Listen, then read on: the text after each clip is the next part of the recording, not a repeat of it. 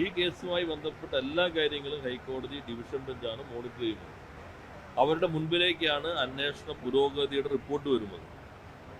ഇന്നലെ ഞാൻ പറഞ്ഞു, സാധാരണഗതിയിൽ ഹൈക്കോടതിയുടെ ഈ മുൻപിൽ ഓരോ അറസ്റ്റ് നടക്കുമ്പോഴും അത്തരം കാര്യങ്ങളെല്ലാം പ്രതിപാദിക്കുന്ന റിപ്പോർട്ട് ഹൈക്കോടതിയുടെ മുൻപിൽ വരുന്നുണ്ട്.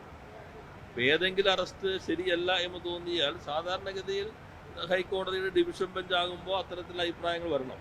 ഞങ്ങളെ സംബന്ധിച്ച് തന്ത്രി മാത്രമല്ല, ഈ കേസിൽ പ്രതികളായിട്ടുള്ള ആരെങ്കിലും കുറ്റവാളിയാണെന്നോ ആരെങ്കിലും കുറ്റവാളി അല്ലെന്നോ ഇവര് പുറത്ത് ആരെങ്കിലുമൊക്കെ കുറ്റവാളികളാണെന്നോ ഞങ്ങൾക്ക് അത് സംബന്ധിച്ച് യാതൊരു തരത്തിലുള്ള അഭിപ്രായമില്ല.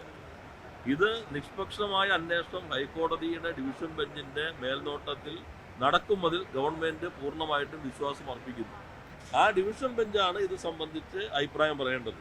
ഇനി ഈ SIT അവരുടെ അന്വേഷണം ശരിയായ ദിശയിലല്ല, ഇന്ന ആളുകൾ മാറണോ, അതെല്ലാം ഹൈക്കോടതി ഡിവിഷൻ ബെഞ്ചിന് തീരുമാനിക്കാം. അവരാണ് ഓരോരുത്തരുടെ നിയമനങ്ങൾ അംഗീകരിച്ചിട്ടുള്ളത്, അവരുടെ ഡയറക്ഷനിലേക്കാണ് പോകുന്നത്. അതുകൊണ്ട് ഇന്നയാൾ കുറ്റക്കാരനാണെന്നോ ഇന്നയാൾ കുറ്റക്കാരനല്ലെന്നോ അത് സംബന്ധിച്ച് ഗവൺമെന്റ് ഒരു അഭിപ്രായവും പറയേണ്ട ആവശ്യം ഇതുവരെ വന്നിട്ടില്ല.